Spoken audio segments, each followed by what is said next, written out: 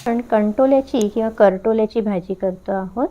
तेल, मोहरी, जिरं, लसूण, कढीपत्ता आणि हिरव्या मिरचीची सणसणीत फोडणी करून घेतली. मोठा कांदा एक चिरून घेतला. मीठ घालून कांदा परतवला. झाकण ठेवून कांदा होऊ दिला. हळद, धणे-जिरे पावडर, तिखट आणि गरम मसाला घालून घेतला.